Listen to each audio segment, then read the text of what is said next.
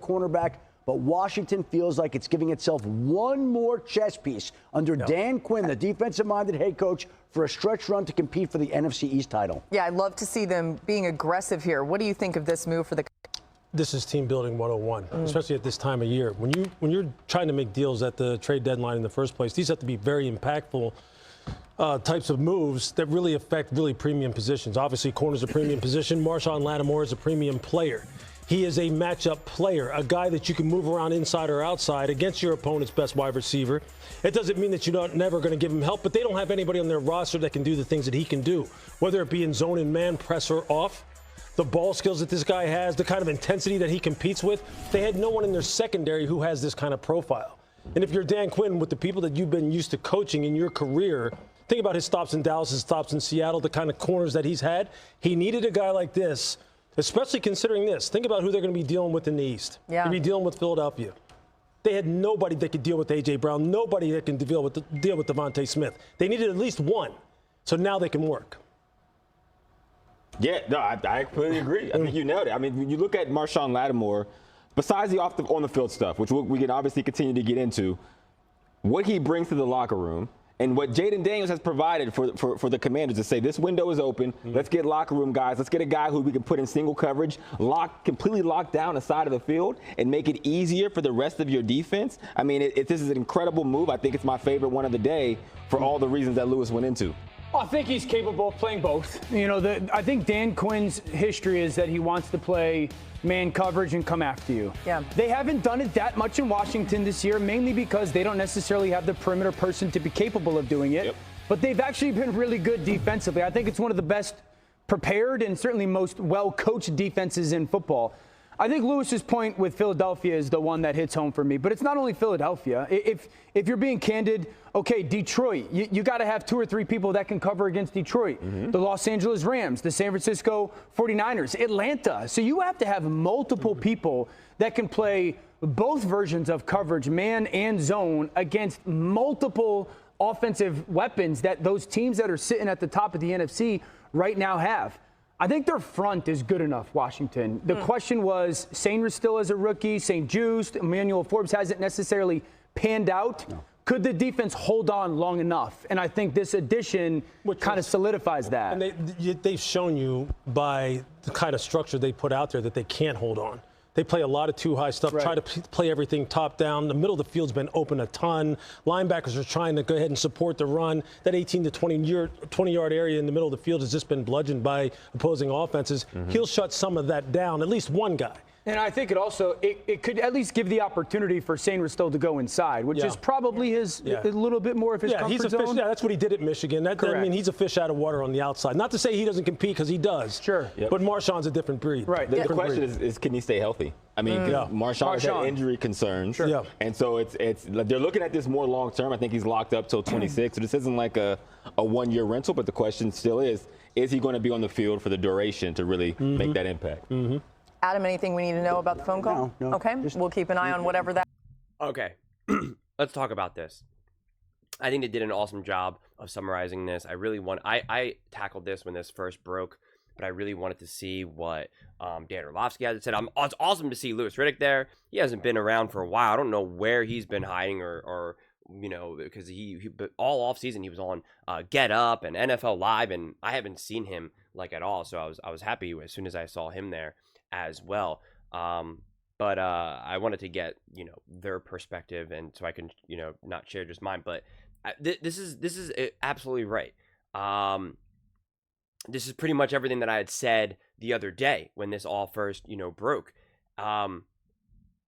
You're trusting Dan Quinn to be able to pull the levers of this defense, right? That is why you got him. That is why he became the head coach of the Commanders, to take care of his side of the ball, to be obviously a great head coach as well, but to the core of it is to take care of his side of the ball, instill a culture, right this ship. That has happened, right? They got the culture, they got the quarterback, they got the offense, but the problem was always going to be the defense, because it's going to take a minute or two. And this is what I said going into this season, that it was always going to take a minute or two for Dan Quinn to be able to do, you know, to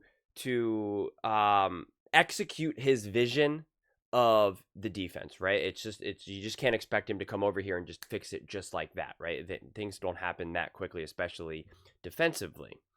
And now that they're going out, that they're being aggressive, that they're that they got someone like Lattimore, it just now not only adds another puzzle piece for Dan Quinn to work with, it's going to open up everything else, because we saw the Commanders, they really defensively, and I'm going to use this word very loosely, so don't get too hung up on it, exposed defensively versus the Ravens, even versus the Bengals, right? Like, offensively, the other teams were able to really do what they wanted to do. And so, yeah, if you're the Commanders, you do have to think about A.J. Brown, Devontae, Saquon Barkley even, right? You do have to think of Dallas Goedert. You do have to think of Detroit Lions. Like, you have to think about, who are you looking to beat? Who is it important that you attack, that you get after? And right now in the NFC, that's who it's going to be. Like, those are the big weapons. Those are the big offenses. So this was very strategic on the Commanders' front, right? Like, they're looking at it through this lens. Especially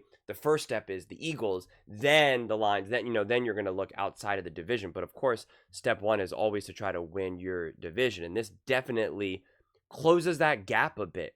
I think it's going to be very competitive between the Philadelphia Eagles and the Washington Commanders, and I really, really urge Commanders fans to not get too high, to not get too like, oh, the Eagles got nothing, we're gonna beat them. I mean, I've seen so many fan bases do that with their respective teams, and it typically does not end well. So don't be so quick just to be like, oh, the Eagles aren't that good, they're this, that, and the third. Like, I urge you not to do that, just like Philadelphia Eagles fans shouldn't do that about the Washington Commanders and say, oh, who do they have? A rookie quarterback, Jaden Daniels, whatever, we got them. Like, it just doesn't end well. Sometimes you just have to respect that another team is really good as well, and it's going to be a battle, right? Like, that's what I also always root for. When I was really high, I mean, I still am, on the NFC North, and I kept calling that division a gauntlet. You know, the Lions, the Packers, the Vikings, the Bears, and it was just like, I could see each individual fan base kept saying, those other teams are trash. You know, the Lions fans were like, oh, Minnesota Vikings are nothing. Oh, the Packers are nothing. The Packers fans were like, oh, the Lions are nothing. The Bears were like, oh, now that we got Caleb Williams, we're going to crush every other team in there. They're nothing. We almost beat those teams with Justin Jefferson. Look what we do with Caleb. And it's always like, all right, multiple things can be true. Multiple teams can be good at the same time. So I'm excited that this division is going to get competitive for the NFC East. I think the NFL is better when you have teams that can actually beat each other and not just have one or two teams constantly dominating a division. So I'm really excited for this, and I think this signals to the Commanders, this signals to the players, like, they are not just happy with just, hey, we wrote this ship, right? Like, things are going well. We clearly nailed our draft pick with Jaden Daniels. Cliff Kingsbury has been a smash hire. Dan Quinn has been a smash hire. This is great. We're excited. The future is bright. Let's go. They're like, no, the future, you know, what's bright is today. We're gonna worry about today. We're gonna try to make some moves. Like, we think that we're there. Because imagine if the defense was significantly upgraded, right? It's hard to compare that Bucs game because that was Jaden Daniels' first game ever, right, in the NFL. So it's a tough one. But I was consistent saying that I think if they played the Bucs again, especially now with all their injuries, but even if they were still healthy, I would say I think the Bucs got that win. Now let's look at the Ravens, who have been the best team that they've played. What if their defense was significantly better? What if it was 10% better? What would that have done? That would have done so many different things. One, it takes pressure off of the offense and Jaden Daniels. Two, it's going to maybe force some turnovers. It's going to give Jaden Daniels shorter field position. It's going to give Cliff Kingsbury more possessions to work with, more possessions to scheme, right? Like, it's got such a trickle-down effect that it can kind of open everything up. So now you look at that game and you think, oh, wow, if we could just slow down the Ravens a little bit, we could end up winning that game. And now you literally have the first or second best record in the NFL, right? Like that's kind of how crazy the NFL is, right? You drop a game or two here, and just because of a few small things, and it's the difference between literally having the number one seed or not even making the playoffs, right? Like, it's kind of wild the way how this season has unfolded. So if the Commanders can find their way to making a legitimate step forward defensively. I mean, I don't know. I try not to try to put any ceilings on any type of team. Going into this season, I said, I believe that the Commanders will make the playoffs. And I said, probably best case scenario is to win a playoff game. And then I said, and you know what? And it's honestly really not even that bad to then lose a playoff game, because it's awesome experience. You want to know what it's like to win a playoff game and lose a playoff game. Like, it's all of it is important part of the growing process. And now it kind of feels like, if Jaden Daniels in this offense continues this momentum, right? If they can continue with the level of consistency that they've had and take a step forward defensively, I don't see why they can't make the NFC Championship game. I really struggle to see why they can't. It'll be hard, especially if they have to go through the Eagles and the Lions, right? And again, the 49ers, I think, are going to be better now that they got Christian McCaffrey, and if they get healthier, like, it's not going to be easy. Let's be very clear about it. It is not like, oh yeah, they got this now, who's going to beat them? That's not the reality. Not to mention these other teams have true playoff experience with quarterbacks that have true playoff experiences, a bunch of them Super Bowl experiences, like, and that stuff matters, right? It truly does matter. But I do think the Washington Commanders have a special team, right? With coaches that have been there at the very least, and some players. But I really think that an NFC Championship game is quite possible. Like I said, it will be brutal. It will not be any walk in the park. Make no mistake about it. But their defense was their liability. And technically, and I say this, technically, a rookie quarterback, right? Even though he has not played like a rookie quarterback, I've already said that he's already shouldn't even be looked at through the lens of a rookie quarterback lens. He's already graduated that, right? But it is still technically a liability, especially come time playoffs, because he's just never been there before. But you know, sometimes you don't know what you don't know. So it's just a move like this is exciting, because it just tells me and tells everyone else that they are in it for this season. They are making moves. They're not, they're not just like, oh, hey, this is a welcome surprise. We're playing with house money, right? They say that all the time in the NFL. We're playing with house money. We're playing with house money. No, they see it as like, yeah, we have house money, but like, we want to win more. We want to use that house money and like triple down on it, man. We're trying to buy, a bunch of houses and a beachfront property, a house in the mountains. We want some rental properties. Like, I want to redo my kitchen, my basement. Like, they are going for it. And if you're a Commanders fan, that's awesome. I say this all the time. It's so important to me for teams to signal that they're trying to win. I'd rather a team be aggressive and make changes, even if it's wrong. Even if it's wrong, I just want to feel like the team is doing something, right? Even if the trade ends up being bad, even if the hire ends up being bad, even if they moved up in the draft and it ended up being wrong, or they moved back in the draft and ended up being wrong, I'm more forgiving. It's when teams don't do something, that they don't try to get better. Perfect example, the Dallas Cowboys in the offseason didn't do anything to get better. And if you're a Cowboys fan, how are you like not furious with your team? Right? And that's what I even said about the Philadelphia Eagles. They went out and got Kellen Moore. They went out and got Fangio. They went out and got Saquon. There is a real possibility that all of those moves were bad.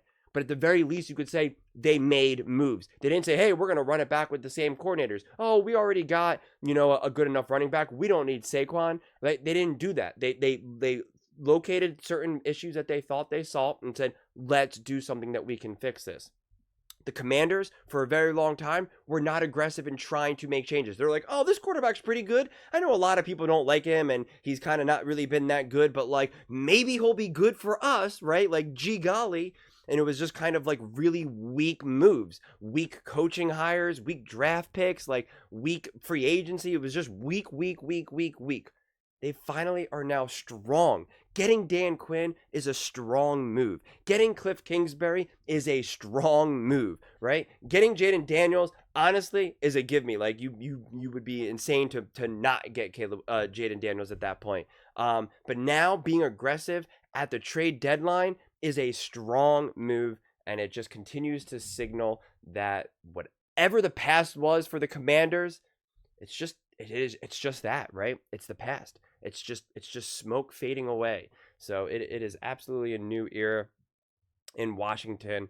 And I think if you're a Commanders fan, you should be really, really excited about this. But like I said, I encourage y'all to stay humble out there. Don't start already being like, we're gonna win the Super Bowl this year. Jaden Daniels is gonna be the Super Bowl MVP. Like, that's what happened to Chicago Bears fans. That's what happened to a lot of other teams last year as well. Packers, Texans, Ravens. You know, a lot of teams were you know, already saying that they're gonna win the Super Bowl, and it didn't work out for them. And so, you know, so far I think the Commanders fans have been very smart, very patient with this team, very understanding and realistic expectations. And now they continue to get better and better and better and make more aggressive moves. I just want to encourage the Commanders fans to still continue with that trend, because you know, I feel like a lot of the Commanders comments that I've seen, that I've read, have been just very grounded, honestly. And I've reached so many ungrounded, delusional comments, and I just, it would break my heart to see the Commanders fans go in that direction. So this is more of a plea of like, please don't, you know, like, you don't go there. Just be excited with the moves that they're making right now, and you know, let's just sit back and see how this all unfolds. But those are just my thoughts. I'd absolutely love to hear yours. What do you guys all think about the Washington Commanders, the moves that they're making, and what this means for this season's, you know, expectations of what they can or can't achieve? Let me know in the comments below. I read every single comment, so whether you agree with me or disagree with me, either way, let's get in some discussions. Let's get in some fights. But ultimately, let's just have some fun. And please do consider subscribing. We are building an amazing community here, and I'd absolutely love to see you part of it. I want to build something that we all genuinely feel connected to, something that we're really excited to be part of, and I think we're well on our way to doing it. And please don't forget to give this video a thumbs up, as it really does help with the visibility and the algorithm. Thank you so much, and see you next time.